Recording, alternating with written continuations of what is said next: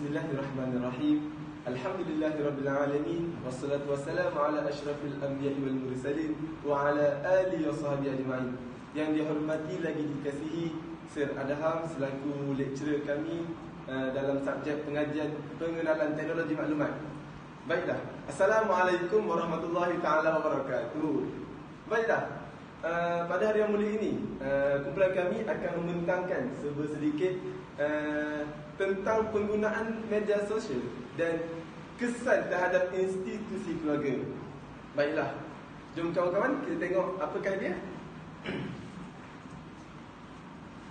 Okey, media sosial. Apakah media sosial? Media sosial juga dipanggil sebagai medsos ataupun sosmed. Dalam kalangan warganet itu adalah sebagai singkatan untuk media sosial ataupun social media. Okey. Media sosial. Media sosial adalah sejenis media yang digunakan secara talian dengan membolehkan para pengguna dengan mudah untuk menyertai, berkongsi dan mencipta isi meliputi blog rangkaian sosial, wiki, forum dan dunia virtual. Okey? Blog, rangkaian sosial dan wiki merupakan bentuk media sosial yang paling umum diguna oleh rakyat Malaysia. Baiklah.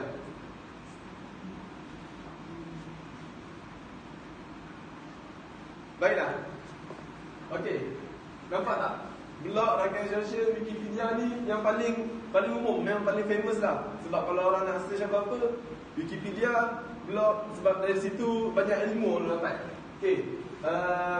Andreas Kaplan dan Michael Henley mendefinisikan media sosial sebagai sebuah kumpulan aplikasi berasaskan internet yang membangun atas dasar ideologi dan teknologi web 2.0 dan yang membolehkan penciptaan dan pertukaran.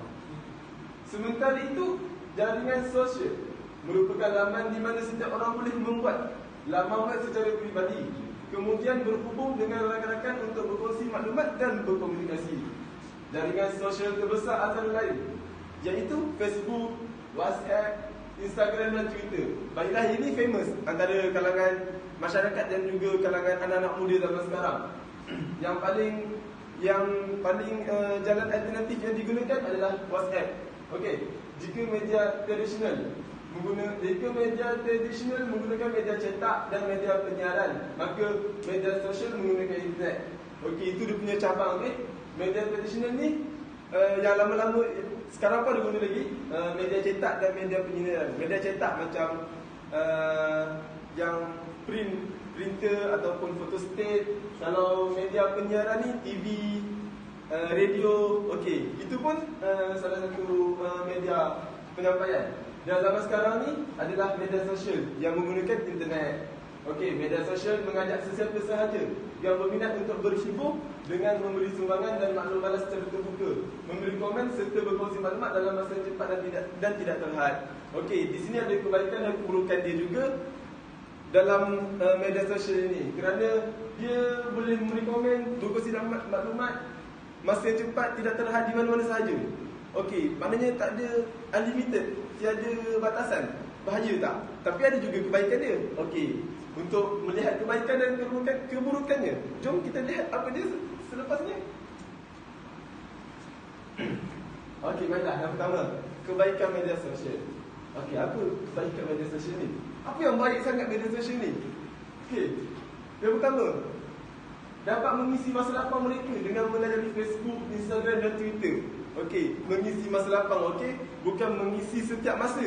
Okey, masa lapang ni maknanya masa yang terluang, yang tak tahu nak buat apa, yang bosan. Okey, seterusnya, boleh membuat bisnes dan membuat promosi melalui laman sesawang sosial seperti Facebook, Instagram dan Twitter. Di sini juga ramai juga yang mengambil kesempatan dari ahli-ahli perniagaan yang mengambil kesempatan di platform media sosial ni untuk meneruskan dia orang punya jalan perniagaan dia orang. Okey, baiklah. Seterusnya, mencari informasi, berita dan pengetahuan. Dari media sosial ini juga kita boleh dapatkan berita-berita terkini. Lagi-lagi zaman sekarang ni, zaman modernisasi ni, zaman viral. Benda berlaku sesaat terus tersebar. Ibarat virus coronavirus. Sekejap tu boleh tersebar. Itu yang bahaya. Tapi kebaikannya kita boleh dapat informasi, berita dan pengetahuan hanya dengan hujung jari. Okey? Okey, seterusnya. Orang ramai boleh memilih belah dengan hanya satu klik di laman sesawang, dan barangan tersebut akan dihantar melalui pos laju. Nampak tak media sosial ni? Tak payah keluar rumah. Duduk kat rumah je. Nak beli apa-apa, tekan je. Search, tekan, bayar, sampai.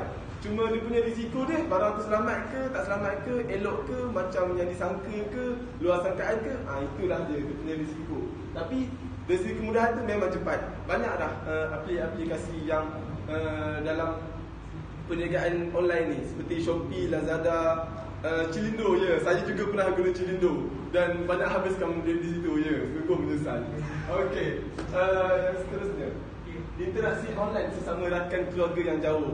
Okey, di samping itu kita juga boleh berinteraksi, boleh berhubung menggunakan media sosial ini, seperti Skype, FaceTime. Okey, untuk mereka yang berada jauh, seperti contoh family macam kita belajar jauh-jauhan, mak ayah di semenanjung, di luar-luar negeri, bolehlah kalau rindu tu boleh video call kan. Itulah kebaikan dia. Okay, macam bolehlah kurangkan rindu tu sikit. Nak balik jauh, duit mahalan. Ini guna internet, wifi, tempat belajar ada. Okey. Seterusnya, dapat menyempatkan masa dan tidak perlu bersesak-sesak di pusat membeli belah untuk membeli sesuatu barangan. Nampak tak? Dapat jimatkan masa di media sosial ni untuk membeli belah. Dia seperti yang hanya satu klik tadilah di mana-mana aplikasi jualan online. Okeylah. Okey, itu antara kebaikan media sosial. Tapi dia bukan hanya sekadar ada kebaikan, dia juga ada keburukan. Okey kawan-kawan, ingin tahu apakah keburukan dia? Jom sama-sama kita lihat. Okey, ini antara keburukan media sosial. Okey, yang pertama, berlakunya banyak penipuan atau pemalsuan. Terdapat banyak kes penipuan yang berlaku, terutamanya dalam kalangan remaja perempuan.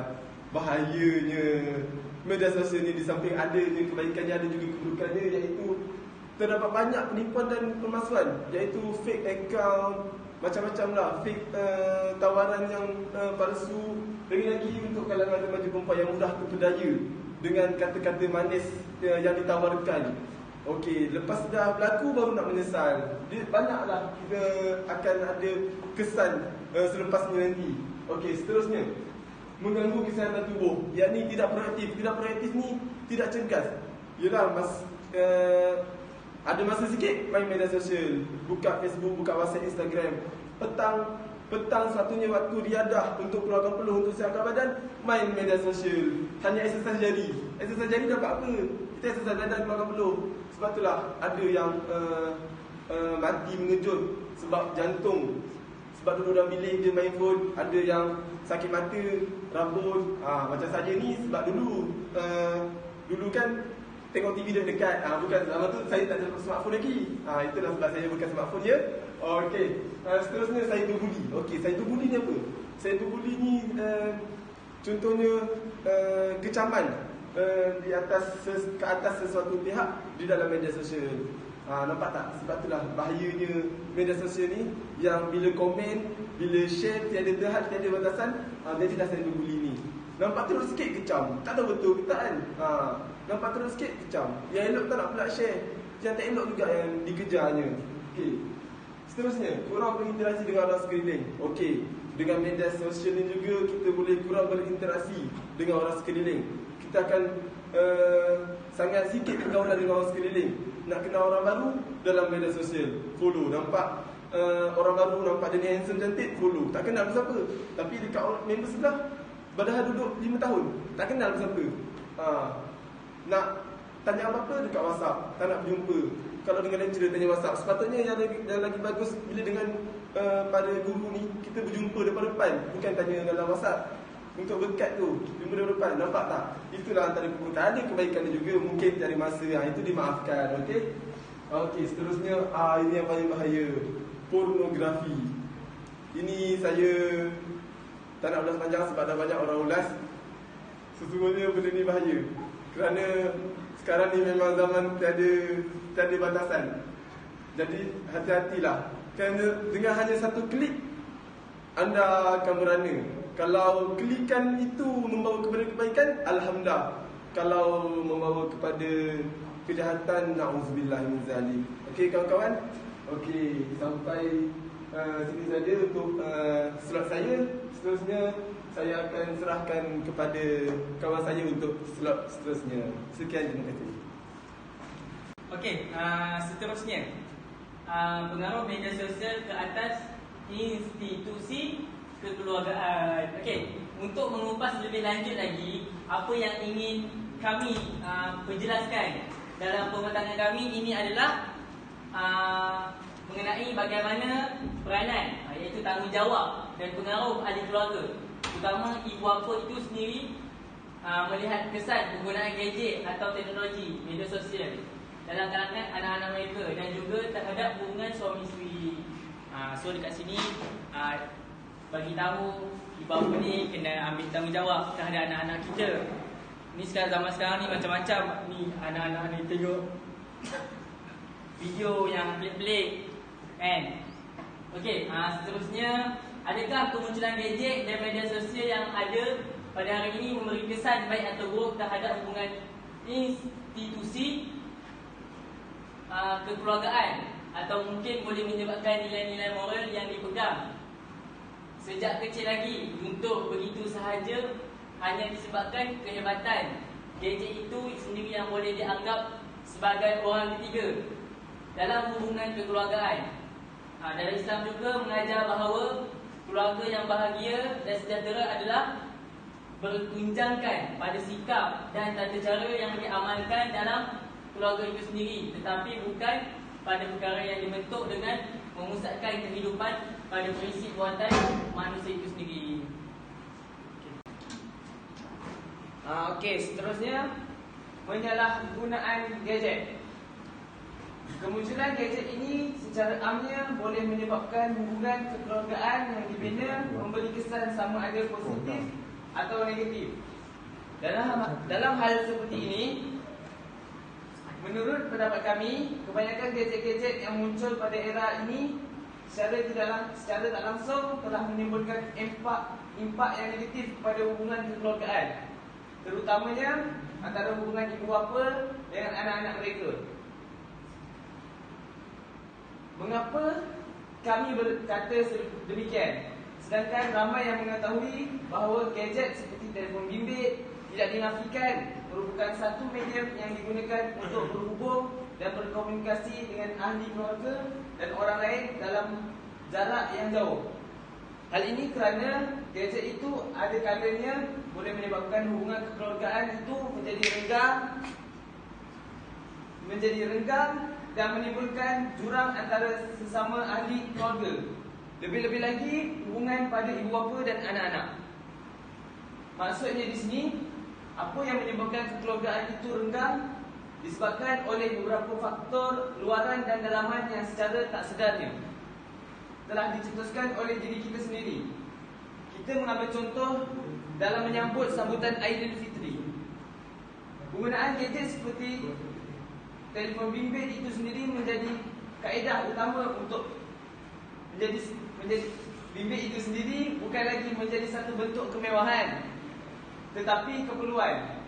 Sebelum ini, kad raya menjadi kaedah utama untuk masyarakat menzahirkan ucapan Aidilfitri kepada keluarga, rakan-rakan dan pasangan.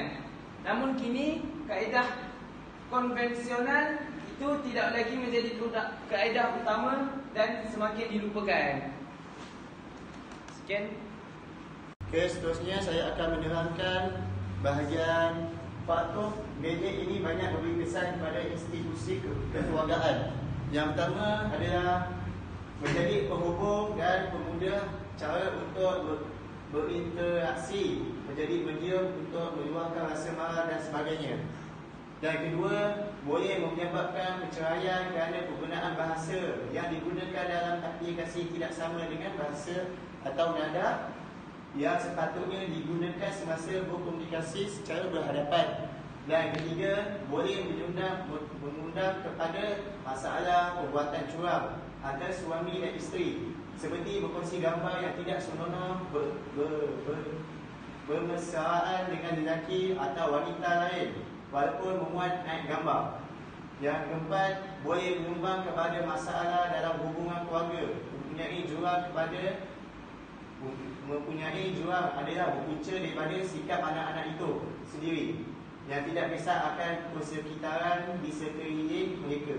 Yang kelima, menyebabkan anak-anak ini langsung tidak menghiraukan keluarga mereka di rumah. Yang keenam, menyebabkan anak-anak kurang bergaul dan bermesra dengan ibu bapa dan adik-beradik mereka sendiri disebabkan oleh sikap mereka yang terlalu leka dengan gadget.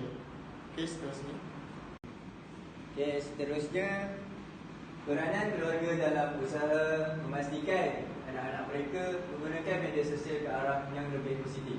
Yang pertama, ibu bapa perlu memainkan peranan yang amat signifikan untuk memantau anak-anak semasa menggunakan kemudahan media sosial. Yang kedua, ibu bapa perlu memainkan peranan penting dalam mendidik anak-anak menggunakan media sosial secara pintar dengan memperkenalkan kepada mereka dengan media-media pembelajaran menerusi media sosial. Yang ketiga, memperkenalkan laman sesuang atau aplikasi pintar yang berunsurkan pembelajaran kepada anak-anak.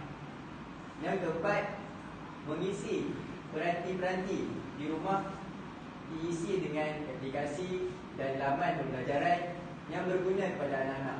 Yang kelima, adik-beradik yang lebih tua seperti abang dan kakak memainkan peranan penting dalam merealisasikan usaha untuk remaja menggunakan media sosial ke arah yang lebih positif. Yang keenam, abang atau kakak juga seharusnya menasihatkan adik-adik dengan penuh kasih sayang apabila melihat adik-adik mereka menggunakan media sosial ke arah perkara yang negatif. Yang ketujuh, menerapkan didikan agama yang secukupnya. Yang kelapan, pendidikan agama mesti dilaksanakan oleh datuk dan nenek di peringkat awal usia anak-anak bagi membolehkan iman mereka dibentuk dan diperkukuhkan menjadi insan bertakwa. Datuk dan nenek lebih makan garam dan remaja akan lebih mendengar dan menurut nasihat mereka. Okay. Seterusnya saya bagi Assalamualaikum warahmatullahi wabarakatuh. Berdirinya saya di sini ingin meneruskan apa yang dibahaskan oleh saudara Fadil sebentar tadi. Okey, saya akan hanya membuat kesimpulan sahaja. Nampak tak di depan ini slide? Saya tahu malam memang cahaya kurang menyenangkan. Jadi saya akan baca sedikit demi sedikit untuk memberikan anda semua faham. Faham semua? Faham. Okay. Kepesatan teknologi akan terus berkembang seiring dengan peredaran waktu. Saya ingin menerangkan sedikit. Pada zaman sekarang, teknologi semua hanya digunakan untuk hanya mudah saja, hujung jari saja. Tekan-tekan dapat, tekan-tekan dapat. Okey, seterusnya, teknologi adalah perkara yang tidak mampu kita halang ataupun kekang perkembangannya. Pada zaman kini banyak perkara menggunakan teknologi seperti Shopee iaitu kita akan membeli barang itu secara online. Fingo, Lazada dan sebagainya. Justru sosial pula mengikut peredarannya, dia bangkit besar demi besar semakin besar menggunakan online juga. Iaitu zaman kini para remaja ada yang meluahkan perasaannya menggunakan media sosial dan macam-macam lagi. Okey, seterusnya, dia menidakkan teknologi moden dalam kehidupan kanak-kanak dan remaja bererti membunuh perkembangannya dalam era digital serta globalisasi. Okey.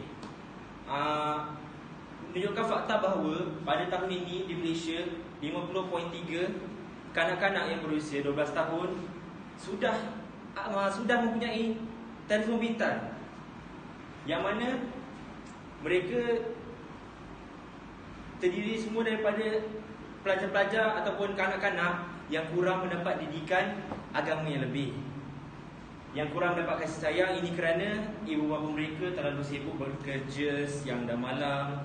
Pada waktu malam, pada waktu pagi, anak-anak belum bangun tidur, tapi ibu bapa sudah pergi kerja. Apabila waktu malam, anak-anak sudah tidur, ibu bapa baru balik kerja. Sebab itu mereka tidak mendapat kasih sayang yang sepatutnya mereka miliki pada zaman kini. Ini kerana mereka, itulah sebabnya mereka mendapat telefon pintar daripada ibu bapa mereka untuk menghilangkan bosan. Itu adalah salah satu puncanya. Okey, justru sokongan dan kerjasama daripada semua pihak amat diperlukan bagi memastikan perkembangan mereka dalam persekitaran yang sihat dan selamat. Ada sebuah hadis daripada Nabi Muhammad SAW. Nabi Muhammad bersabda, dalam tubuh kita ada sebuah daging yang mana kalau baik daging tu, baiklah seluruhnya. Kalau daging itu tidak baiklah seluruhnya. Jadi segala perbuatan itu dilakukan dengan niat. Yang mana kalau online tu kita lakukannya untuk tujuan kebaikan, menyebarkan dakwah dan sebagainya, itu adalah sangat-sangat bagus dan dituntut oleh umat Islam seperti kita semua. Okey, selain itu, ibu bapa, peranan dan tanggungjawab ini juga tidak terkecuali pada pihak kerajaan selaku pembina dasar, pihak sekolah, komuniti sesebuah tempat, masyarakat sekeliling dan pihak terlibat secara langsung. Okey, zaman sekarang sekolah-sekolah yang kita maklum, mereka menggunakan sesi pembelajaran mereka menggunakan tablet untuk memudahkan anak-anak murid ini lebih tidak buta terhadap era zaman sekarang. Anak-anak juga akan lebih terlatih dan lebih arif terhadap teknologi zaman sekarang. Jadi mereka mudah untuk melakukan sesebuah kerja. Ibu bapa juga perlulah mendidik anak dengan baik dan tidak salah gunakan teknologi seperti ini, kerana ada sebuah pepatah mengatakan anak-anak ini ibarat kain putih. Kalau kita mencorakkan anak-anak tersebut dengan perkara yang baik, maka baiklah anak tersebut. Jadi siapa lagi insan yang sesuai untuk mengubah anak-anak tersebut melainkan ibu bapa. Betul atau tidak? Okey, oleh itu yang demikian, semua pihak diharapkan dapat memainkan peranan masing-masing dan memberikan sumbangan dalam konteks perkembangan kanak-kanak serta remaja yang merupakan aset penting dan bakal mewarisi masa depan negara. Akhir sekali saya ingin mengatakan, buatlah pilihan terbaik untuk memberikan anak-anak gadget-gadget ataupun perkara-perkara yang memudahkan mereka dengan menggunakan online ataupun sistem hujung jari. Sekian daripada saya. Assalamualaikum warahmatullahi wabarakatuh.